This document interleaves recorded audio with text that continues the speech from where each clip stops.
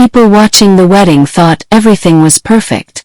The hall was decorated with white flowers, soft music floated through the air, and guests smiled as the groom took the floor.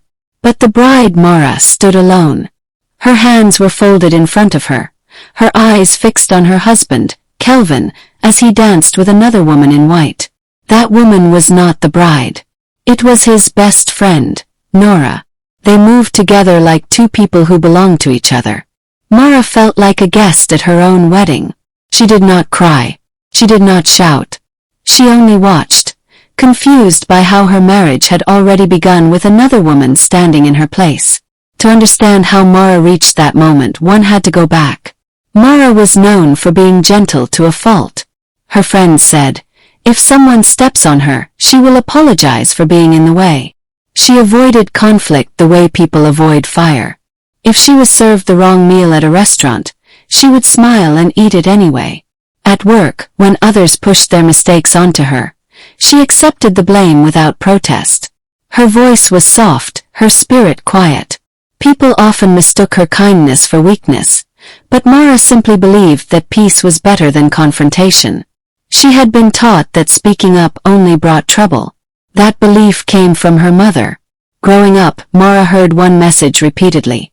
A good woman is quiet, patient, and obedient, especially in marriage. To her mother, marriage was the greatest achievement a woman could have. Love was important, but endurance was more important.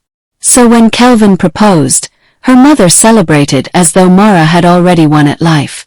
Do everything you can to keep him, she advised. Mara promised herself she would. She entered the marriage determined to be understanding, forgiving, and silent. She did not know that silence, when abused, becomes a weapon turned inward. Kelvin was successful, confident, and admired. In his early 30s, he was already a senior manager in an oil firm. At work he was sharp and commanding. At home he was careless with emotions. He liked attention. He liked being wanted. And he liked the contrast between two women in his life.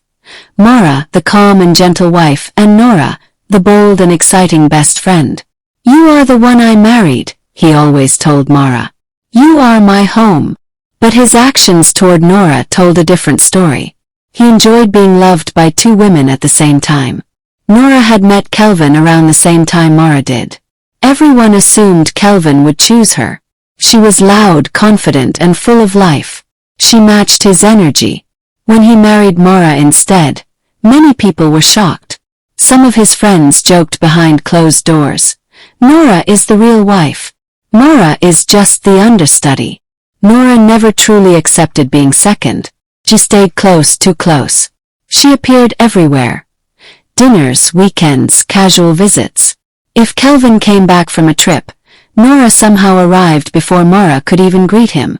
She always had a reason. I just missed my friend, she would say. One Valentine's Day changed everything. Kelvin bought Nora diamond earrings, a new iPhone, and a bouquet of red roses with a note. You are the only woman who understands me. For Mara he bought a blender. When she asked about it, he laughed. You always say we need one, he said. You're not materialistic anyway. Mara forced a smile, but her heart broke quietly. She watched him celebrate another woman while she stood in the shadows of her own marriage. Still she said nothing. She swallowed the pain the way she always had. Nora also made jokes that were never harmless. Marriage has really tamed you, Kelvin, she would tease. If it were me here, this house would never be this quiet. She would laugh, her eyes daring Mara to react. Mara always looked to her husband, hoping he would stop it. He never did. Instead he laughed along. She's joking, he would say. Don't take it seriously. But what hurt most was not Nora's words. It was Kelvin's comfort with them. His refusal to protect his wife. His constant choice of peace with Nora over respect for Mara. Mara carried her pain in silence, believing that endurance was love. She did not know that every silence has an expiration date. Their wedding anniversary arrived on a day Kelvin was barely home. He sent only a short text. Happy anniversary. Mara decided to make the evening special anyway. She cooked his favorite meals, lit candles, and set the table carefully. "Maybe tonight will bring us back," she whispered to herself. When the door opened, her hope collapsed. Kelvin walked in with Nora beside him, his arm casually around hers. Mora's face fell. Kelvin rushed to explain. "We ran into each other," he said. "Her mother is around, and she was trying to avoid her. I thought it would be fine if she joined us." Nora smiled sweetly. "I hope you made enough for 3. Mora wanted to say no. The word rose in her throat, but she swallowed it and nodded.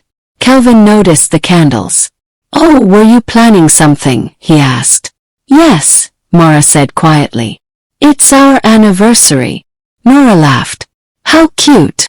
Nora took the seat beside Kelvin, deliberately pushing the chair closer to him.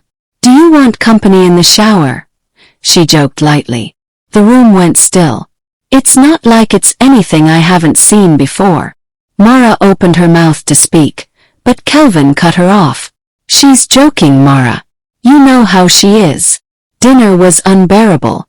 Kelvin and Nora laughed and shared memories Mara was not part of. Then Nora smiled at the food. "It's okay," she said.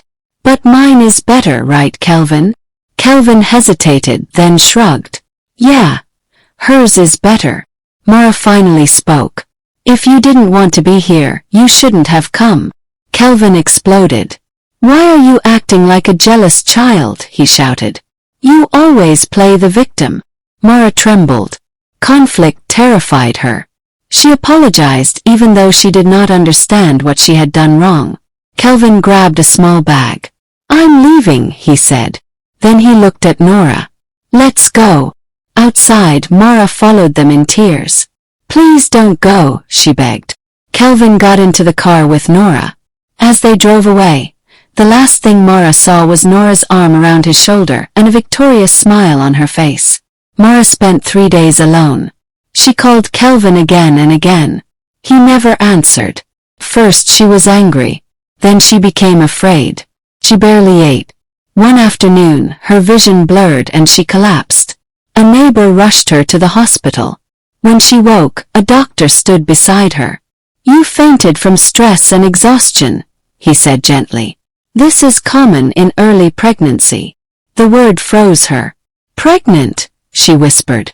"Yes, about 3 weeks." Tears filled her eyes. She placed a hand on her stomach. She was carrying Kelvin's child, and he did not even know. Mara called him again. No answer. She did not know that across the city, Kelvin was in a hotel with Nora, drinking and laughing. His phone buzzed on the table. He groaned. "She won't leave me alone." Nora took the phone and blocked Mara's number. "If you want peace, she has to be cut off," she said. Kelvin hesitated, then nodded. Back home, Mara's fear grew. She called his friends and family. No one knew where he was. Finally, she got Nora's number. "Please," Mara begged. "I need to speak to him. It's important." Nora paused. "He's going to our special place later," she said. "You can meet him there." Mara drove to the lake reserve that night. The forest was dark, the water silent. She saw Nora waiting by the shore. "David is already here," Nora said casually. Something felt wrong. "You said I'd come before him," Mara said. "He came early," Nora replied. "We'll take the canoe." Every instinct warned Mara to leave, but desperation pushed her forward. Halfway across, Nora stopped paddling. "You know he loves me, right?" she said. Mara stared. "Then why didn't he marry you?" Nora smiled coldly. "Because he thought you were easier to control." Anger flared. "You're waiting for a man who didn't choose you," Mara said. Nora lunged. The canoe tipped. They fell into the water. Mara struggled, panicking. "My baby," she thought. Headlights appeared. Kelvin ran toward the lake. He dove in and swam straight past Mara to Nora. He pulled Nora to shore. Mara screamed weakly for help. By the time he turned back, her strength was gone. Everything went dark. At the hospital, the doctor said, "She is stable, but she lost the baby." The words crushed Kelvin. When he reached Mara's bedside, she stared at nothing. "We're getting a divorce," she said calmly. "This marriage has been a humiliation for me." She told him the truth. He had always chosen Nora. He had married her because he could control her. "What you feel is guilt, not love," she said. "I'm done." Kelvin had no answer. After leaving the hospital, Mara stayed in a hotel. She grieved the baby, the marriage, and the woman she had been. The divorce was quiet. When she finally told her mother, the woman cried and held her. "I love you with or without a husband," she said. Slowly Mara found her voice. At work she stopped accepting blame. "That's not my responsibility," she said firmly. People noticed. She was no longer the woman who stayed silent. Years later, Mara co-founded a foundation for women who had lost pregnancies. At a charity event, she saw Kelvin across the room. Their eyes met. She felt nothing. No anger. No pain. She turned and walked past him. And in that moment, he understood what he had lost forever.